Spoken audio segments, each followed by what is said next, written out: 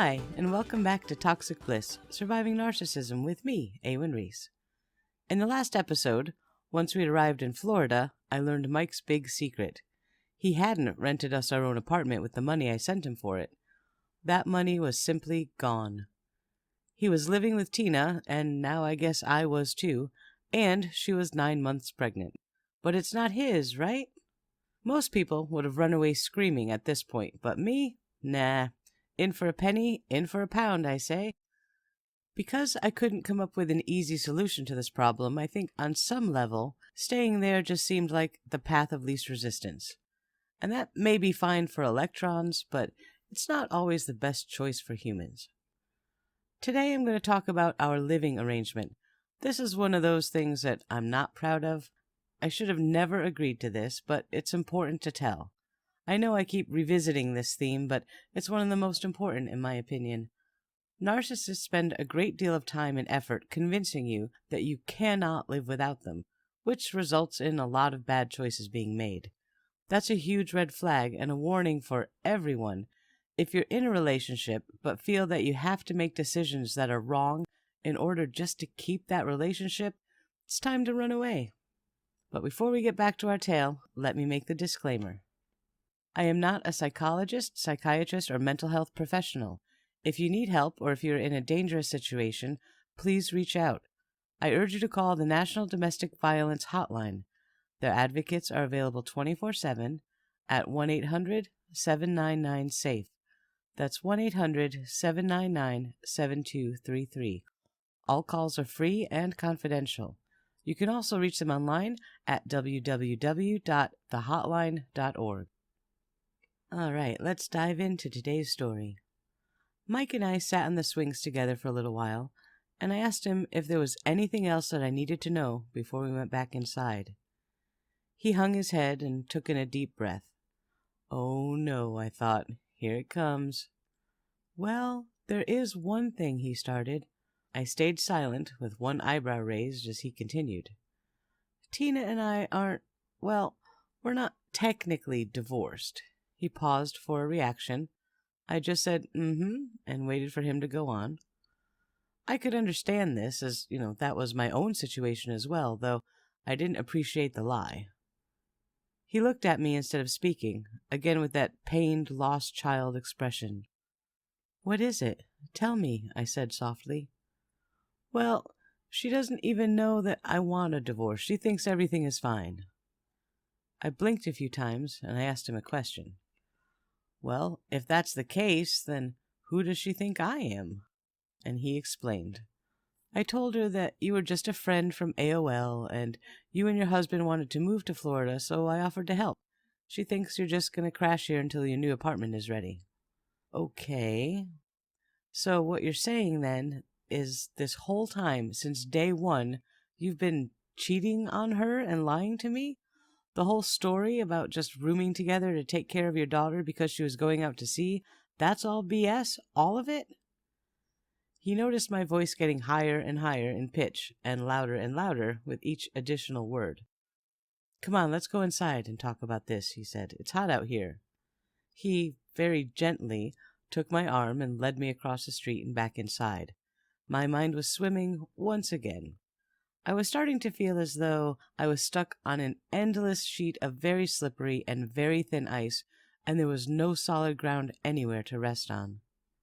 Once we got inside, I started right in on him. So, let me get this straight. You want me to live here in your home with Tina and Eddie and Maggie and pretend I'm happily married to Eddie and we're just here for a little while till we can move, while pretending you and I are just friends and be your what? Your mistress? He tried another approach. But you're married too, so what's the difference? My eyes managed to grow even wider, which now made them, by all approximations, larger than my entire head. What's the difference? I repeated. The difference is that I am not, in fact, cheating on my husband. He has known about you from the start. He has his own girlfriend thing going on, and I haven't been hiding you like some dirty little secret. The difference is he actually knows what's going on, and it was a mutual decision. The difference is that I haven't lied to and manipulated everyone involved just to get what I want. And And where the hell is all that money from the deposit? What did you do with it? At this point, my brain was running on two entirely separate trains of thought. First, my outward conversation with Mike, but second was my inner dialogue. This was telling me that I should get the money back from Mike and get the hell out of there. If I got that cash back, I could grab Eddie and Maggie and we could split. It didn't matter where we went, and I didn't need any other plan aside from getting away from this. Mike interrupted my private thoughts. "What does money have to do with this?" he asked in a very accusatory voice, which was odd considering that I wasn't the one that had absconded with someone else's funds. It threw me for a second, but I recovered quickly. "Where is the money? I need that back, and I need it right now," I said. "It's gone, okay? It's gone."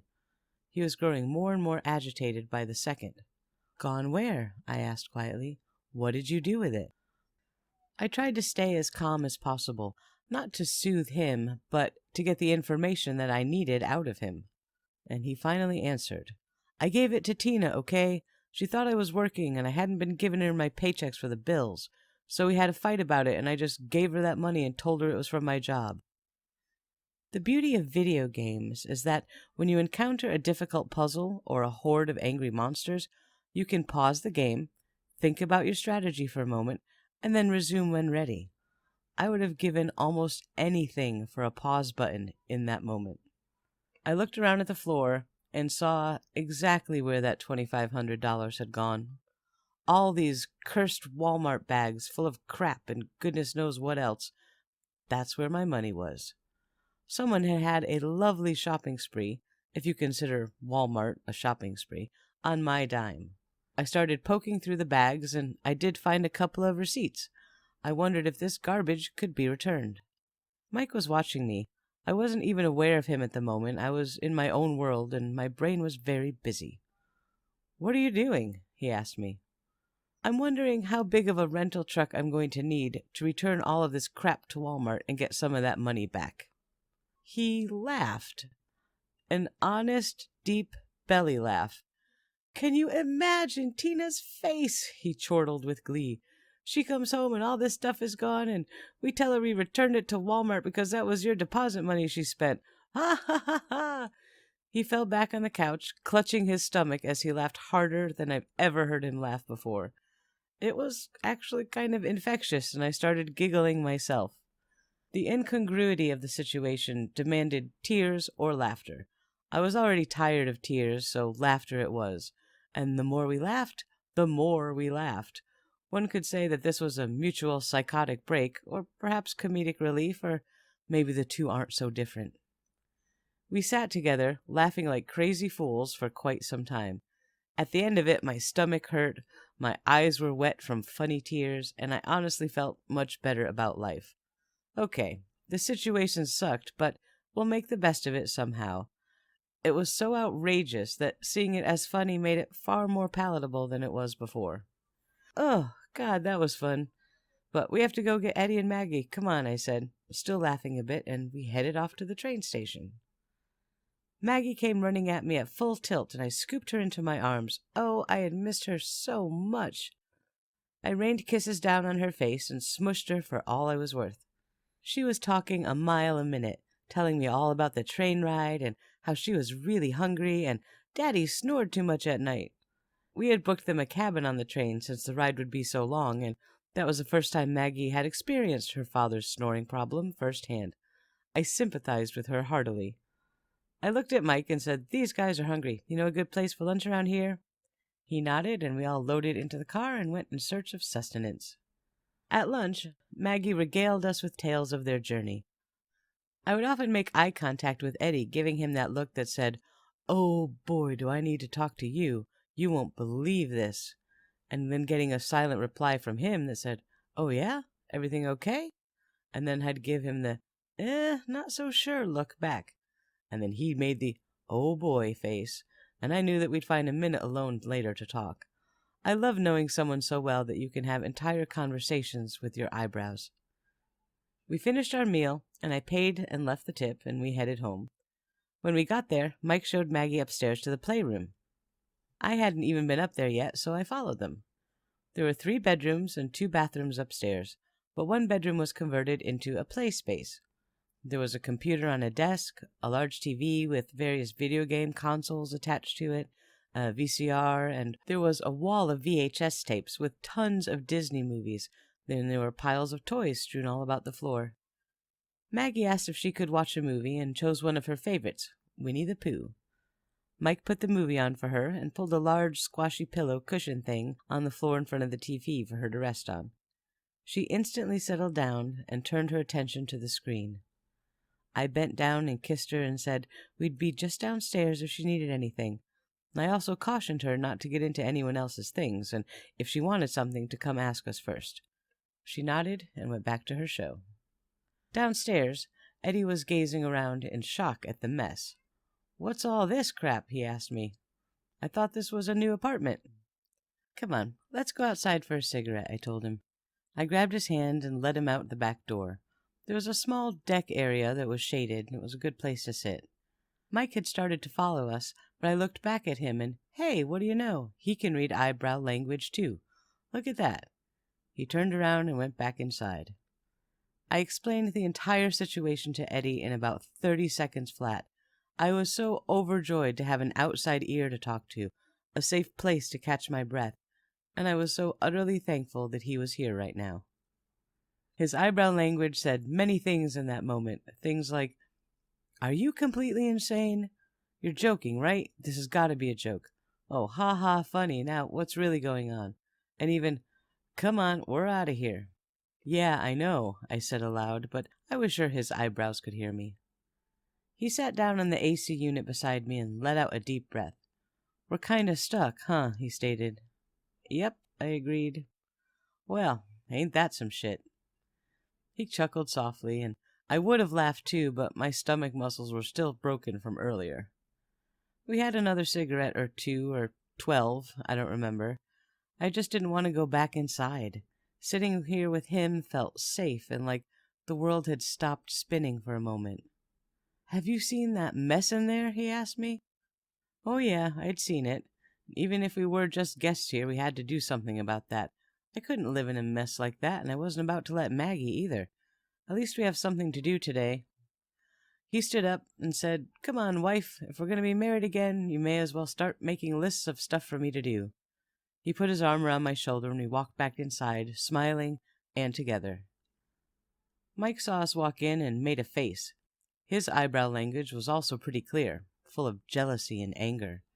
But my eyebrows told him, "Go ahead. You want to say something? You feeling lucky, punk?" He dropped it. Yeah, I thought so. Time for a quick break. When we get back to it, we'll tackle the mess that lies before us, both literally and figuratively. Welcome back. When Eddie and I came back in, I went upstairs to check on Maggie, who was sound asleep in front of the TV. I left her there and let her rest. Back downstairs, I started to formulate a plan of attack. The kitchen had to be first. That was simply a health hazard. I dug around the cabinets and found some cleaning supplies and trash bags and things to get started. Mike asked what I was doing, and I was starting to think that he might not be as smart as I thought he was. I pointed all around the room. "Do you not see this? This isn't safe, and it's disgusting. I can't live like this, so we're cleaning. Grab the broom and start in on the floor," I told him. I had done some work for DCF a few years prior, and I knew from that job that this environment, it was so bad it could have legal consequences. I had a few questions for Tina. The 3 of us set out on an epic cleaning spree. It was like an episode of Hoarders. I threw out a ton of stuff, dishes, pans, piles of magazines, and just all kinds of garbage from the kitchen. I wasn't washing anything moldy and science experiment level of gross. I just threw them out. Mike had made a small objection to this, and I said that, well, hopefully Tina hadn't spent all of that $2,500 because I would just consider that my contribution for new dishes. He shut up pretty quick, and Eddie coughed loudly. We swept, mopped, scrubbed, disinfected, polished, and organized the whole kitchen by the time Tina got home from work. Even the fridge had been completely emptied and sterilized. I ordered a couple of pizzas for dinner since nothing else that had existed in the kitchen appeared safe to ingest. Tina had walked into the kitchen, unaware of what we had done that day, and all I heard her say was, "Oh." She grabbed some pizza and came and sat down in the living room with the rest of us. Eddie and Mike were talking about Navy ships, and I was watching Tina closely to see if she'd make eye contact or say anything to me. She didn't. I also noticed that her and Mike didn't seem to use secret eyebrow language. They virtually ignored each other. It was odd, as was everything. Tina said something about thanks for the pizza and stood up, stretched, and said she was going to bed. She had to get up at 5. Everyone said goodnight, and she took her leave. I got the distinct impression that she wasn't happy about this new living arrangement. I was about to let myself think that her behavior was rude, but I caught up and said, how would I feel if the situation were reversed? I decided that not shooting us all in the head was probably the best she could have done, and sitting down to eat pizza with us was magnanimous. Even in silence, it just wasn't rude at all. It was her way of coping with the mess, and I felt terrible. I needed to talk to her privately at some point in the proceedings, but that would have to wait. I noticed that she had left her plate on the coffee table before she had gone upstairs. This was going to take some getting used to. Eddie stood up and stretched and yawned. He was tired and asked where we'd be sleeping. Mike said that we'd have to camp out here in the living room for the time being, and went to a closet and pulled out a pile of blankets and sleeping bags and tossed them into the living room. "Oh, fun," Eddie said. Why was everyone going to bed? It was like 9 o'clock, and I was wired and nowhere near ready for sleep. Mike suggested that we all go out for a drink, and I said, "No, we can't leave Maggie alone, obviously." He said, "Well, Tina was here, she'd be fine." And I just laughed. I'm like, did you really think that I would leave my child alone in a strange house with a stranger while she was sleeping? A stranger that didn't want her there, no less. That was absurd. Eddie said that he was tired, he'd stay, and he'd take care of Maggie and get her settled for the night. We should go, it was fine. Well, okay, that sounded all right to me, and I was eager to get out of here for a while, so Mike and I left. We went to this little bar down by the beach. It was decent. It wasn't a nightclub, but it wasn't a smelly dive bar either. We each sat on a stool at the bar and ordered some drinks. Killian's Irish Red, one of the only beers I'll ever drink. We chatted, listened to music, and Mike was absolutely fawning over me, so much so that I was becoming very self-conscious about it, and even a little embarrassed. At the same time, it felt amazing. The kisses, the hand-holding, the fluttering eyelashes, the swooning. It really does feel good to have someone do that. And mix that in with a few beers, and I was in a whole different headspace. At one point, some man had walked up behind me, and he put his hand on my shoulder. "You guys are so happy, I just want—" He was cut off by Mike, standing up, grabbing the guy's hand and wrenching it off my shoulder. "Nah, dude," he said to him, and the guy pulled back quickly. Sorry, didn't mean any offense, just wanted to say it was nice to see people so in love, that's all. Sorry, and he staggered off.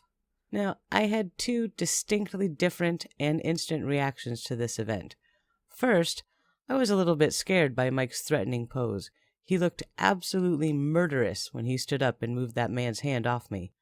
I wondered how far that would have gone had the man not backed off. But I also felt a rush of something that's harder to articulate. It felt good. My protector, he was keeping me safe. Big, strong man keeping the world at bay. My bodyguard. Or maybe it was just the beer.